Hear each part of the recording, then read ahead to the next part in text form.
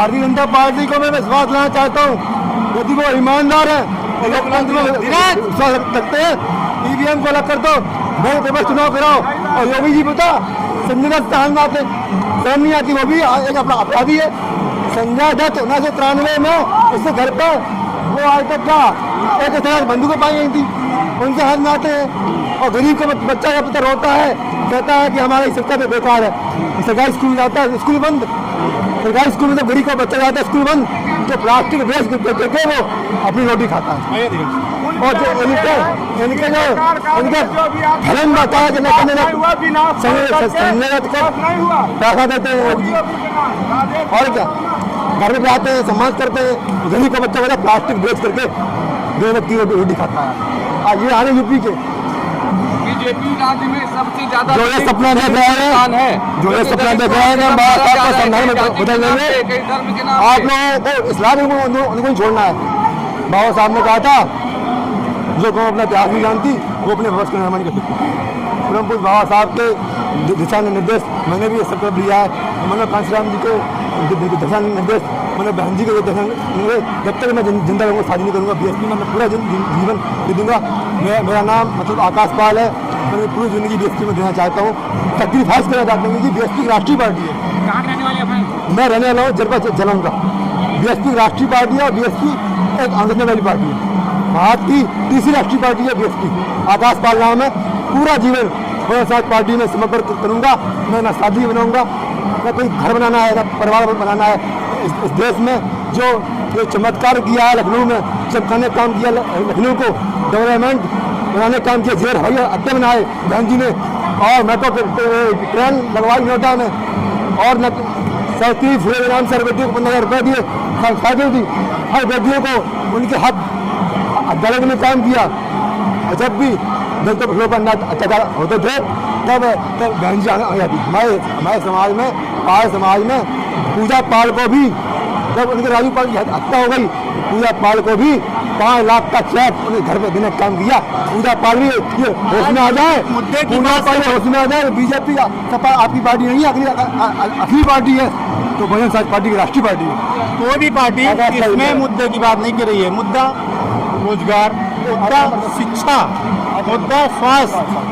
जैन जी आज जो हैं 2008 से जो बच्चे हुए हैं 2012 तक जैन जी क्या है, उनको क्या चाहिए? शिक्षा चाहिए, रोजगार चाहिए। इस पर कोई बात नहीं। विकास अच्छी चीज़ है, विकास होनी चाहिए।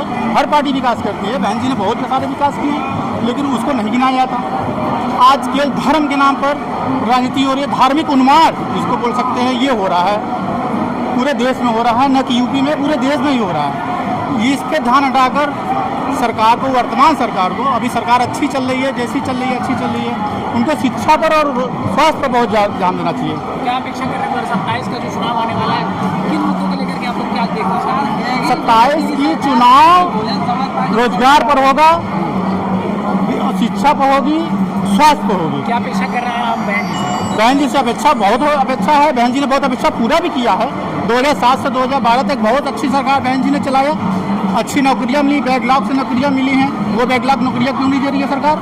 सारी पोस्ट खाली हुए, बैंक से, रेलवे से, सारी बैंकें की पोस्टें खाली हैं। करीब 8 लाख के लगभग रोजगार रुका हुआ है। उसको भर्ती क्यों नहीं हो रही है? चाहे रेलवे हो, चाहे बैंक हो, चाहे एनी कोई भी सेक्टर हो, कहीं भर्ती नहीं हो रही है। क्यों नहीं हो रही है? सारी भर्तियाँ बैकलॉग उससे हो रही हैं, संविदा पर हो रही हैं। संविदा पर कौन जा रहा है? आरक्षण को खत्म किया जा रहा है, क्योंकि संविदा के जरिए भर्ती हो रही है। डायरेक्ट भर्तियाँ क्यों नहीं रही है? विधायक सांसद के परिचय का ही उसमें नौकरी दिया जा रहा है और किसी को नौकरी दिया ही नहीं जा रहा है। अपने सगे संबंधित को ही नौकरी दे रहे हैं। और कानून व्यवस्था पे तो -0 है, क्योंकि कानून व्यवस्था जिस प्रकार से उत्तर प्रदेश में और पूरे भारत में हो रहा है, उस प्रकार से कानून व्यवस्था के मामले में बीजेपी सरकार एकदम नाकाम है। और दलित अत्याचार हर जगह हो रहा है। उत्तर प्रदेश में नंबर 1 पे अत्याचार चल रहा है, कि जो कि दलित के ऊपर चल रहा है। हर जगह दलित को मार दिया जा रहा है, दलित को जिंदा जला दिया जा रहा है, दलित के साथ रेप किया जा रहा है, रेप करके मार के फेंक दिया जा रहा है, लेकिन दलित का कहीं भी सुनवाई नहीं है। और अगर दलित केस करने भी जाए या थाने में भी जाए तो उसका कोई सुनवाई नहीं है। दलित को ही पकड़ के उल्टा जेल में डाल देते हैं और जो गुनहगार है वो बाहर घूमते हैं। आज इतने लोग हथियार का लाइसेंस हथियार का परिचय करे, फोटो शूट करे? क्या किसी के पास इतना हथियार 250-200 हथियार रखने का आदेश है? क्या उत्तर प्रदेश सरकार सिर्फ अमीरों की सरकार है, गुंडों की सरकार है?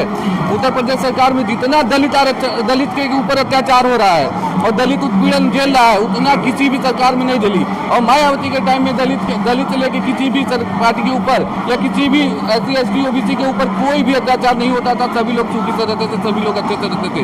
आज के टाइम में शिक्षा, रोजगार और स्वास्थ्य की जरूरत है, लेकिन आज स्वास्थ्य के मामले में भी ये गवर्नमेंट जीरो है। क्योंकि आप भी देख रहे हैं मध्य प्रदेश में और राजस्थान में 23 बच्चे मरे हैं सिरप से, और सिरप के कंपनी को क्लीन चिट दे दिया जाता है। सिरप की कंपनी को क्लीन चिट दे दिया जाता है, क्यों? क्योंकि वो बीजेपी के समर्थक हैं। और आम जनता की तो कोई सुनवाई नहीं है। कौन कहाँ मर जा रहा है, कौन किसको मार दिया जा रहा है, किसी का कोई पता करने वाला नहीं। ये जो दलितों पर अत्याचार हो रहा है, क्या लग रहा है 2027 के बाद अगर चुनाव नहीं, 27 के बाद अगर बसपा आ जाएगी तो कभी भी ऐसी स्थिति नहीं आएगी। बसपा के टाइम में ही, बहन जी के टाइम में हर कोई सुखी से रहता था, कोई कभी दुखी नहीं रहता था, चाहे कोई भी हो, चाहे ठाकुर समाज के हो, चाहे ब्राह्मण समाज के हो, चाहे अपने SC ST OBC में से कोई से भी हो, लेकिन सभी लोग सुख से रहते थे, सभी लोग अच्छे से रहते थे।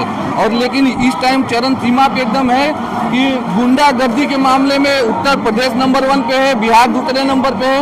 जहाँ जहाँ बीजेपी की सरकार है वहाँ गुंडागर्दी नंबर 1 पे है। बीजेपी की सरकार तो चारों तरफ है। मैं कहना चाहूँगा पूर्ण बहुमत सरकार बहन जी की 2000 से 12 तक थी।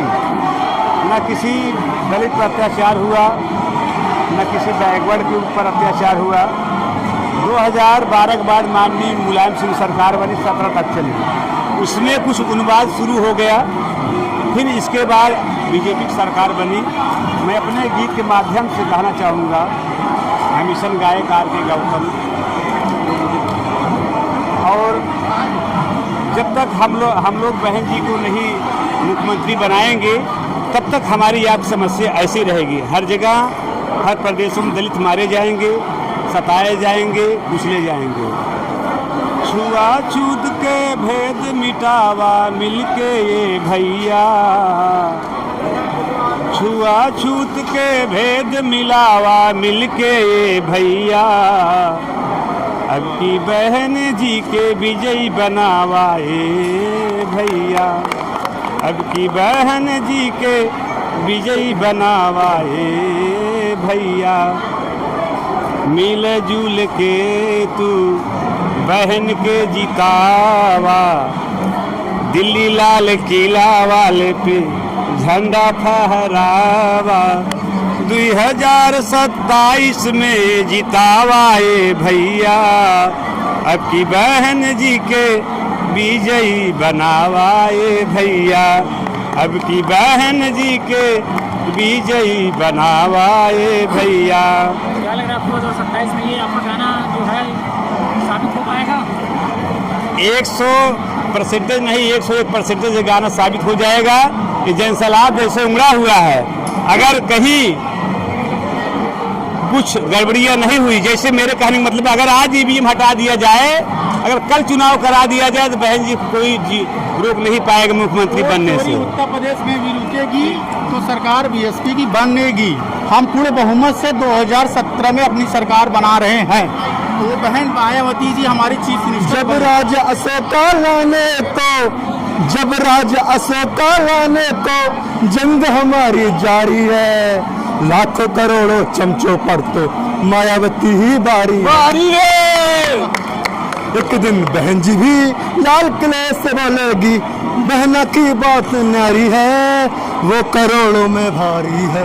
बचपन से लेके आज तक बहना की जंग जारी है, सर्वजन को एक ही साथ लेकर चलेगी, मर्दों में भी जान वो जय भीम की डालेगी। एक दिन बहन जी भी लाल किले से बोलेगी, एक दिन बहन जी भी लाल किले से बोलेगी। न गाय वाला है न चाय वाला है, अंबानी अडानी का क्या लगता साला है, उसने देश बेच डाला, उसने देश बेच डाला। औरत का हुआ न जो औरों का क्या होगा, कोई जंगली जानवर गैरों का क्या होगा। मैं करता हूँ दावा वो चोर है साला, वो अंदर से काला वो बाहर भी काला, उसने देश बेच डाला, उसने देश बेच डाला।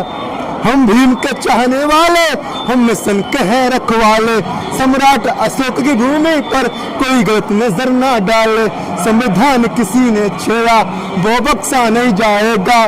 बहुजन का एक सिपाही 100 की दम ले लेगा।